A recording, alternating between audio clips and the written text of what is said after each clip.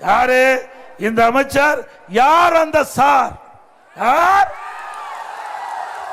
அண்ணா திமுக ஆட்சிக்கு வந்த பிறகு இந்த சாரு எப்படி புலியிலிருந்து புளியங்கோட்டையை எடுக்கப்படும் என்ற விவரத்தை சொல்றேன். இன்னொன்னு, நான் திண்டுக்கல் இருந்து நான் இதுக்கு போயிட்டு இருந்தோம், ஒட்டஞ்சத்திரத்துக்கு போயிட்டு இருந்தோம். ஆத்தூர்ல இருந்து ஒட்டஞ்சத்திரத்துக்கு போயிட்டு இருந்தோம். அப்போ வழியில முருங்கைக்காய் சாகுபடி செய்கின்ற விவசாயிகள் என்னை பஸ் மறிச்சு முருங்கைக்காயை காட்டினாங்க. அதுல இதெல்லாம் என்னமா ரகம், ஒவ்வொரு ரகமும் எவ்வளவு நாள்ல விளைச்சல் கொடுக்குன்னு சொன்னேன். அதை கிண்டல் பேசுறார் எடப்பாடி பழனிசாமி.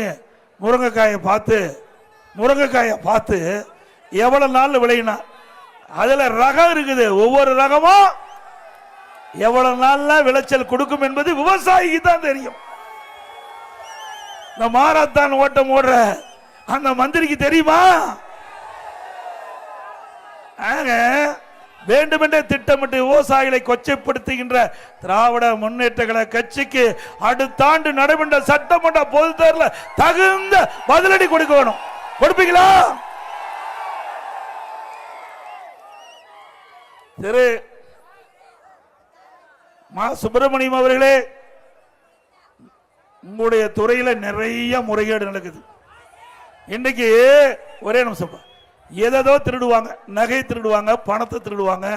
ஆனா கிட்னி திருடுறது எங்கேயாச்சும் பார்த்திருக்கீங்களா? கிட்னி திருடுற ஒரே கட்சி திமுக கட்சி. திமுக எம்எல்ஏ அவருக்கு சொந்தமான இடம், அதாவது மருத்துவமனை, திருச்சியில சித்தார் மருத்துவமனை, பெரம்பலூர்ல தனலட்சுமி சீனிவாசன் கல்லூரி மருத்துவ, இரண்டு மருத்துவமனையிலையும் அங்க ஆளுங்கட்சி எம்எல்ஏ, ஆளுகிட்ட கட்சி திமுக கட்சி புகார் வந்து அந்த மருத்துவமனையில் அவர்கள் சோதனை பண்றாங்க.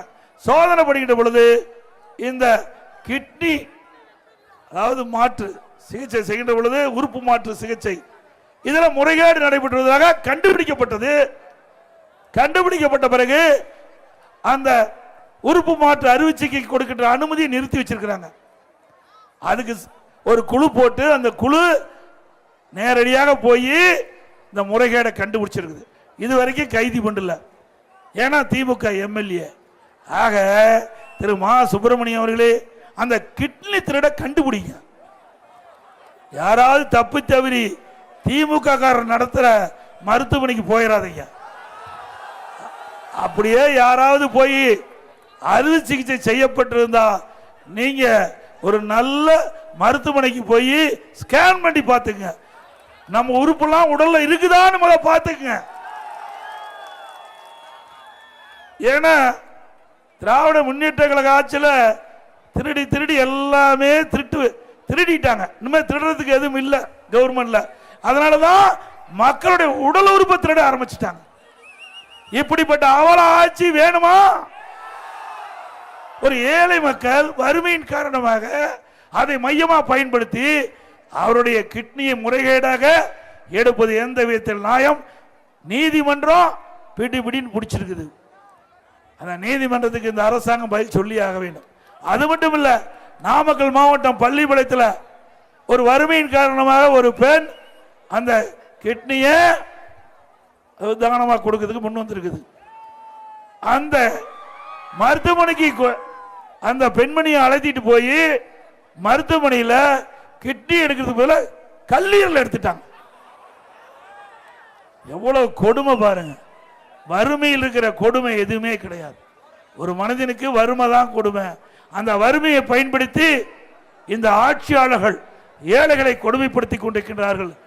இன்றைக்கு அந்த அம்மா மனம் வந்து தான் கொடுத்ததோ இல்லையோ அது வேறு விஷயம். ஆனா ஏழ்மையை மையமாக வைத்து பணத்தாசை காட்டி அந்த கிட்னியை அவர்கள் மற்றொருவருக்கு அதை மாற்றுவதற்காக அழைத்து சென்று அதற்கு பதிலாக கல்லீரை எடுத்து விட்டார்கள். இன்றைக்கு அந்த பெண்மணி மிகுந்த கஷ்டத்தில் இருப்பதாக எல்லா பத்திரிகையிலும் வந்திருக்குது, வலைதளத்தில் வந்திருக்குது, தொலைக்காட்சியில் வந்திருக்குது. இப்படிப்பட்ட கேவலமான அரசாங்கம் திமுக அரசாங்கம். ஆமா, அப்படித்தானே? அதோட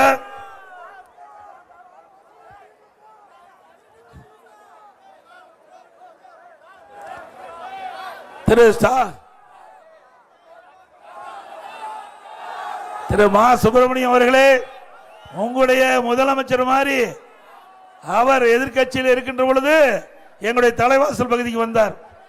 காங்கிரீட் ரோடு போட்டு கரும்பு தோட்டத்தை பார்த்த முதலமைச்சர் தான் இன்றைய முதலமைச்சர் ஸ்டாலின் அவர். எங்கேயாவது தோட்டத்தில் காங்கிரீட் ரோடு போட்டு கரும்பு தோட்டம் பார்த்த வரலாறு. தூத்துக்குடிக்கு போனார். தூத்துக்குடிக்கு போய் பதநீர் சாப்பிட்டார். பதநீர் சாப்பிட்டு இருக்கும்போது இதுல சக்கரை போட்டு கொடுத்தாங்களான்னு கேட்டார்.